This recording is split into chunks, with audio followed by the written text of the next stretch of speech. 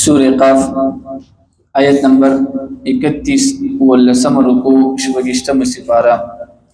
صفحہ نمبر 57 آخر. أعوذ بالله من الشيطان الرجيم بسم الله الرحمن الرحيم وأزلفت الجنة للمتقين غير بعيد هذا ما توعدون لكل أواب حفيظ من خشي الرحمن بالغيب وجاء بقلب منيب صدق الله العظيم. سورة قاف آیت نمبر 31 واللسم رکو شپگشتم سپارہ. کتا سلیات شي پرون مونږ دا خبره کړې و چې الله پاک چې کله فرشتو ته حکم وکي چې دا جهنمی جهنم کې واچوا نو دا جهنم کې به واچي تر دې پورې چې څومره هم جهنميان دي دا به جهنم ته لاړ وشي جنتیان به جنت ته لاړ شي خو د هغه باوجود جهنم بدا आवाज وکي چې حل من مزید اي نور سوچته ده نو دې کې پرون موږ دا خبره کړې و چې د دین دا معلومیږي چې جهنم انتهایی غټ ده انسانان به وتلاړم شي خو د هغه باوجود د جهنم کې به دومره زیب وي چې دا جهنم بسو کی आवाज وکي ک نور سوکوي نو بیا په کې الله پاک چې کم دی خپل قدم کیږي هغه قدم د وجه کم دی د جهنم مکمل ډک شي نو دا پرونه د جهنم ذکر دی. اوس دې ځکه چې کم دی الله تعالی د جنت ذکر کوي همیشه ګوره دا یاد ساتي کله هم چې یو شی په جندل کیږي نو دا چې کم دی د اپوزیټ شیز نه په جندل کیږي د ضد نه. مثلا یو سړی وي چې ما باندې خوشحالي ده او چې کله په غم راشي خوشحالي تی نه هېر شي نو دا غم چې کم دی دا سړی د خوشحالي نه پیژني او دغه شانته سړی چې کم دی غریبي د په مالداري باندې پیژني او دغه شانته بنده چې کم دی اسمان پزمکه باندې پیژني نو دا همیشه یو قاعده ده چې بنده یو شی دا په زد باندې پیژني زید ازداد دي ته ویل کیږي. وګوره الله تعالی د جهنم ذکر وکړو انسان ډیر خفوشي او یریږي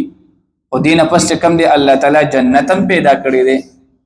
چې ترسونه پورې الله تعالی په جهنم کې سختی راوستي دا نو هغه پورې چې کم دی الله تعالی بیا په جنت کې سره راوستي دا افراخیم راوستي دا. یو عالم نه چاته بوسو کو چې جنت څه ویل کیږي ना नو هغه وتی چې جنت ایک چھوٹے خدای کا نام ہے دا د جنت تعریف ته چې جنت ایک چھوٹے خدای کا نام ہے یو د الله تعالی خدای دا ایت سمنی شي رسیدي او یو به بنده سره دون اختیارات راشي په جنت کې چې سړی وایي چې یاره دا کوم حساب دی لکه الله تعالی چې کوم دی کن فیکون ذات دی یو شسته حکم کی هغه کار کوشي نو داسې په جنت کې به هم بنده به وی چې یاره زدا میوه خورم هغه میوه څنګه وته باقاعده داسې راشي نو هغه ته فرمایل چې جنت ایک چھوٹے خدای کا نام ہے دا د جنت تعریف دی. دلته الله فرمایي چې کله د حشر میدان ولګي کنه نو دا متقیان نه متقیان چې کم د الله نه یریږي د دې به کم دی کنه الله پاک به د دې د زړه د تسلی د لپاره د جنت به دې ته دل را نږدې مونږه ورون دا خبره کړې وکنه چې کله کافر بنده د قبر نه راپاسي نظر به ډیر زیاتی شي جهنم به وګوري خدل ته متقیان چې کوم دي کنه دي ته الله تعالی جنت برا نږدې کی ودا وخت علامتي چې ان شاء الله الله به کوم دي ما جنت تليږي. نمبر 1 او دویم دا الله فرمای چې د دې جنت وعده ما دي بندګانو سره کړی و اخرت کې به ته ملاوي شي خدا به کم بندوي د هغه کم دي تقریبا 3 صفات ذکر کیږي هغه به اوس ان شاء الله اخره کې وایو وازلفت الجنه او نزدې بکړي شي الجنه جنت للمتقین پرهیزګارانو ته غیر بعید هغه بلری نوي هذا ما توعدون هم دا د هغه چې تاسو سره وعده کولی شي لكل اواب د پاره د هر رجوع کون کې حفیظ او حفاظت کون کې جنت د چا د پاره دی نمبر 1 لكل اواب د هر رجوع کون کې د پاره دې دا مطلب دی یو بنده ګناه کړی دا او په هغه باندې توبه مستلې دا او چې کله وته ګناه را یاد شي نو بیا استغفار کوي دې ته رجوع کون کې ویل کیږي د ګناه نه سوي استلې دا توبه او چې کله وته خپل ګناه را یاد شي کنه بیا زر توبه واسي استغفار کوي نو الله وی چې جنت د دې خلکو لپاره دی او حفیظ هغه یو سړی چې خپل عمر یې کم دی د ګناهونو نه په حفاظت کې کړی وي یو سړی داسې دی چې دی د خپل د عمر د پروا نه کوي چې مړه بس عمر دی روان دی دا سړی الله نه یادي هغه یو سړی ته جنت دی چې دی د خپل عمر د محفوظ ساتي د ګناهونو نه د نیک اعمال چې کم دي د دې طرف ته ډیر روان دي نو حفیظ حفاظت کوون کې د څه د خپل د عمر حفاظت کوي او دریم جنت د چا د پاره دی چې د الله نه ویریږي خشی الرحمن د الله نه هر وخت یریږي او دویم دا الله کتلم نه دی او د الله نه یریږي دا چې کم دی د جنتی بنده صفت دی الله نه دې کتلې خود الله نه یریږي اور دغه شانته وجاء بقلب منیب همیشه چې کم دې د نیکه کار ته زړه متوجي دي وجاء بقلب منیب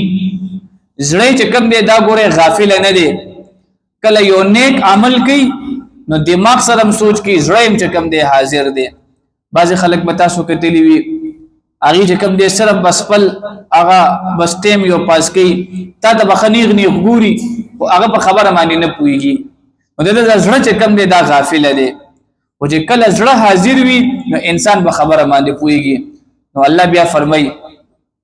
ودا صفات چې چا کی وي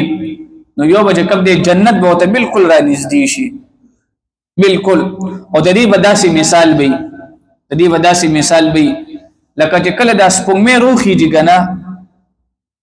نو که یو سړی داسې روان دی هغه یې سپوږمۍ ما سره روانه ده او که یو سړی داسې روان دی هغه د سپوږمۍ ما سره روانه ده موږ هم چې ماشومان موږ یې سپوږمۍ موږ سره روانه ده او کله سړی داسې روان دی نو دی موږ د سپوږمۍ ما سره روانه ده